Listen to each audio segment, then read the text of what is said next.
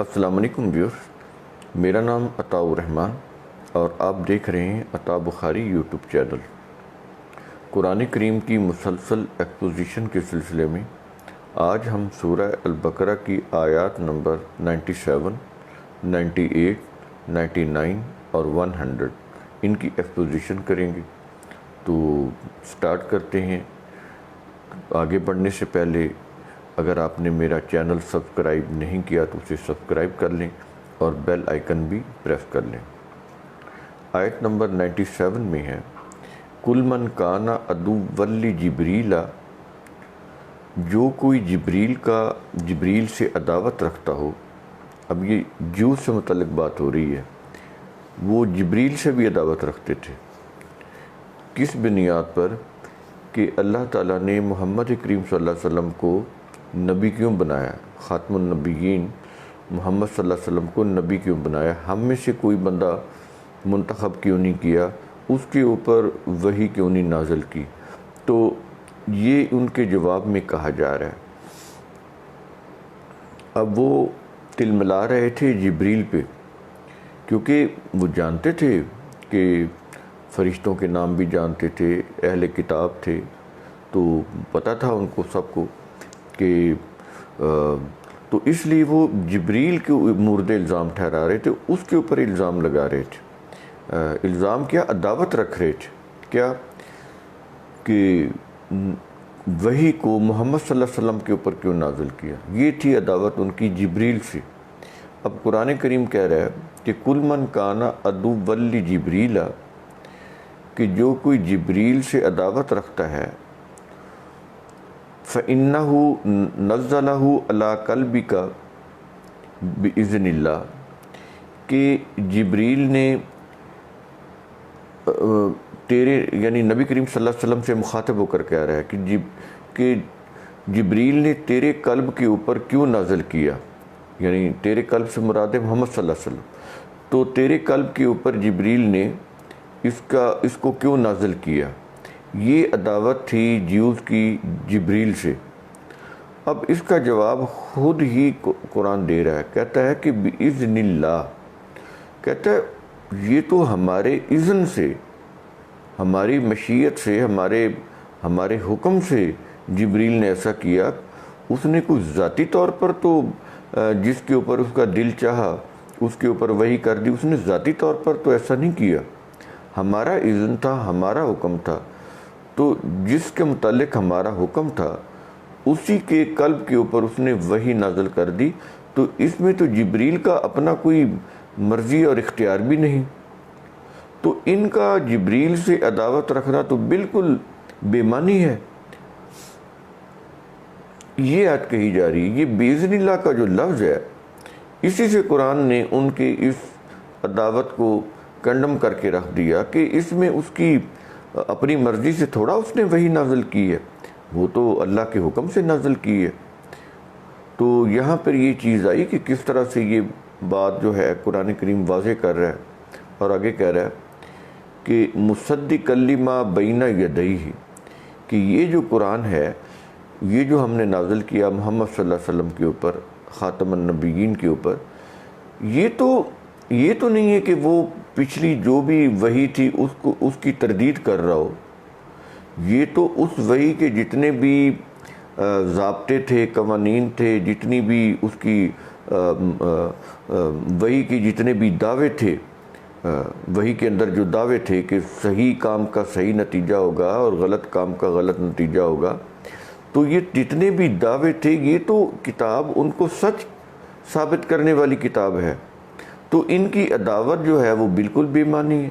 ایک تو یہ کہا کہ ہمارے حکم سے جبریل نے محمد صلی اللہ علیہ وسلم کے قلب کے اوپر نازل کیا، اور میں نے آپ کو بتایا کہ قلب سے کیا مراد ہے، کلینیکل ہارٹ نہیں ہے، انٹلیکٹ ہے، جس میں یادداشت بھی ہوتی ہے، جس میں چیزوں کی پہچان بھی ہوتی ہے، جو سارے جسم کو کنٹرول کر رہا ہوتا ہے، سارا جسم اس کے مطابق کام کر رہا ہوتا ہے، انٹلیکٹ۔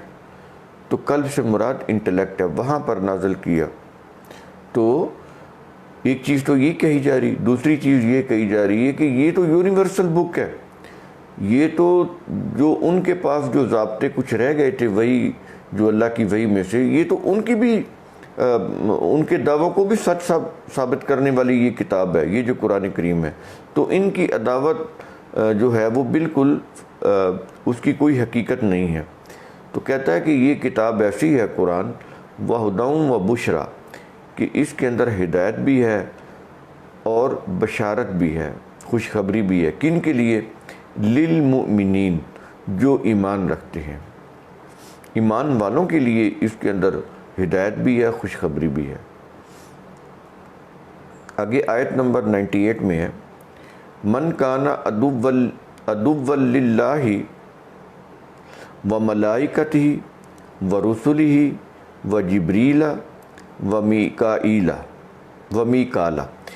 اب یہاں پر کچھ نام آ رہے ہیں، کون کون سے؟ کہ ملائکہ، رسل یعنی رسول، جبریل اور میکال،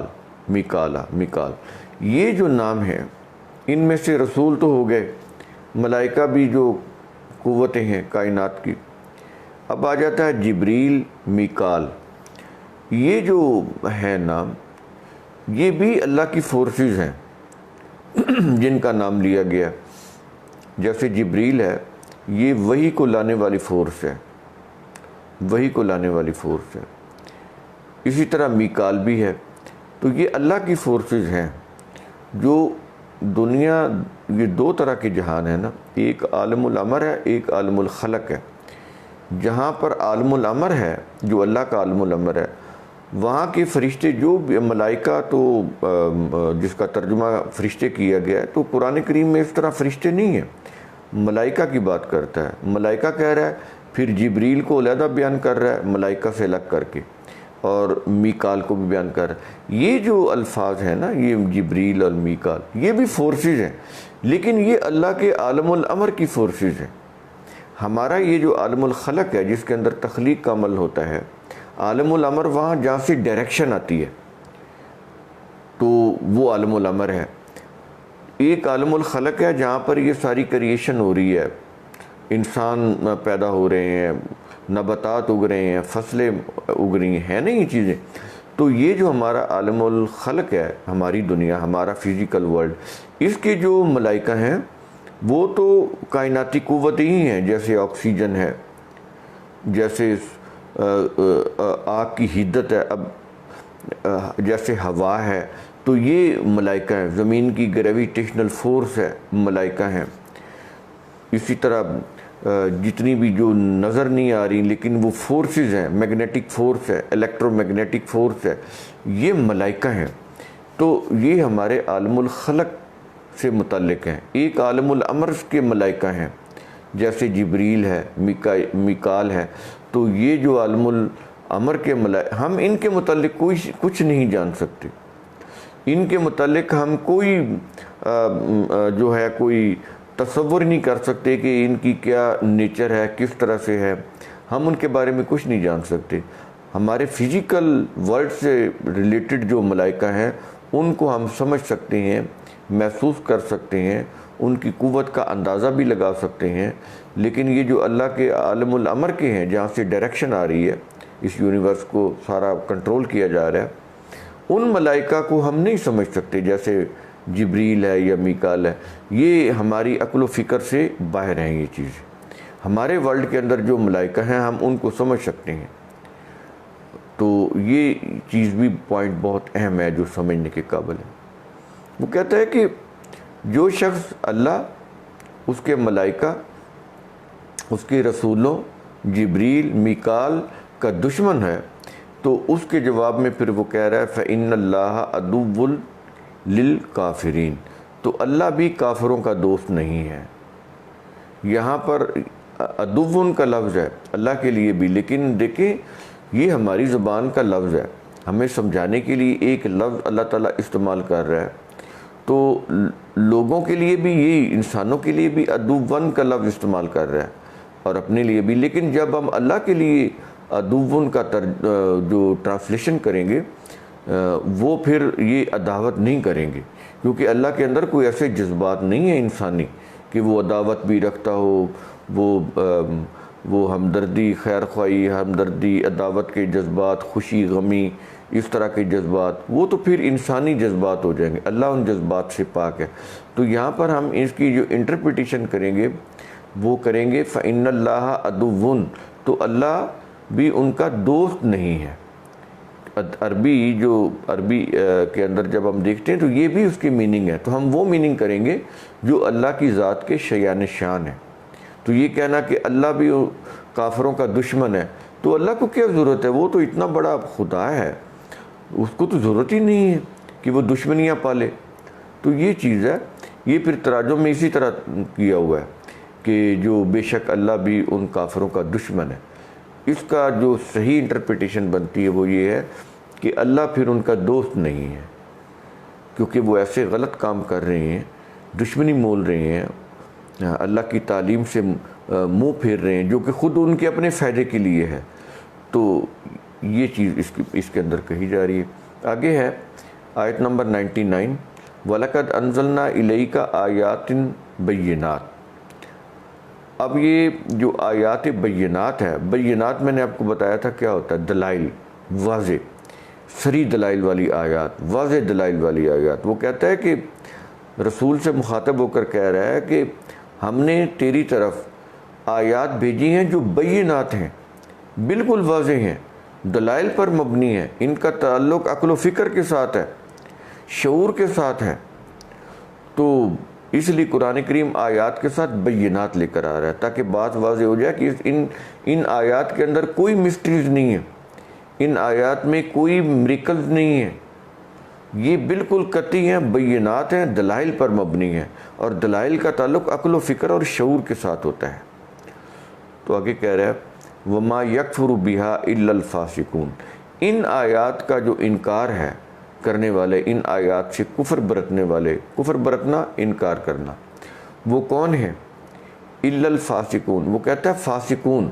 فاسقون کون ہوتے ہیں؟ میں نے کئی دفعہ آپ کو سمجھایا، جو وحی کے دیے ہوئے پیٹرن سے ہٹ جائیں، جو ضابطہ وحی نے دیا ہے اس ضابطے کے اندر نہ رہیں، بلکہ اپنی مرضی کے ضابطے، اپنی مفاد پرستی کی چیزیں وہ ان کے اوپر چل رہے ہوتے ہیں، تو ان کو قرآن فاسقون بولتا ہے۔ اور آگے 100 نمبر کی آیت ہے او کلما عاہدوا عہدا نبذہ فریق منہم، تو کہتا ہے ان جیوز میں سے ایک فریق نے کیا کیا کہ عہد کرتا ہے لیکن اس کو عہد کو توڑ دیتا ہے، پھینک دیتا ہے، اس عہد کو توڑ دیتا ہے۔ تو کہتا ہے کہ بل اکثرہم لا یؤمنون، کہتا ہے یہ تو اس فریق تک محدود نہیں ہے، بلکہ یہ تو ان میں سے جو اکثریت ہے، جو ان کی میجورٹی ہے، وہ بھی ایمان نہیں رکھتی۔ میجورٹی کی بات کر رہا ہے اب یہ دیکھیں قرآن کریم کا احتیاط دیکھیں، وہ ساروں کو نہیں کہہ رہا، وہ کہتا ہے میجورٹی ایسی ہے جو فاسقون ہیں، جو ایمان نہیں رکھتے۔ تو یہ چیز ہے، یعنی قرآن کریم حقائق کو سامنے رکھتا ہے، کہیں بھی مبالغہ میزی نہیں کرتا، جو حقیقت ہوتی ہے اس کو بیان کرتا ہے۔ جب یہ چیز کہی جا رہی ہے تو وہ ساروں کو نہیں کہہ رہا، کہتا ہے کہ اکثریت ایسی ہے، اس کا مطلب یہ ہے کہ ان میں اچھے لوگ بھی تھے، اب بھی ہیں ڈیفینیٹلی، تو اس وقت بھی ایسے ہی تھا۔ تو یہ چیز ہے کہ جب مخالف بھی ہو اس کے متعلق بھی آپ اتنی بات کریں جتنی ہے۔ یہ ہے اللہ تعالیٰ کی سنت کہ مخالف بھی ہو اس کے اوپر بھی اتنی بات کرنی ہے جتنی ایکچول ہے، اس سے زیادہ نہیں کرنی چاہیے، جیسا کہ اللہ نے بھی نہیں کی۔ کہہ رہا ہے اکثریت ان کی ایسی ہے جو عہدوں کو توڑتی ہے، عہد و پما کو توڑ دیتی ہے، اس کا خیال نہیں رکھتی، اپنے وعدوں کا پاس نہیں کرتی۔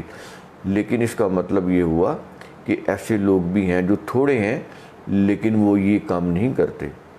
تو اس طرح سے قرآن کریم کی یہ جو 100 نمبر تک ہم آگے ان کے کانسیپٹ کو آپ کلیئر کریں۔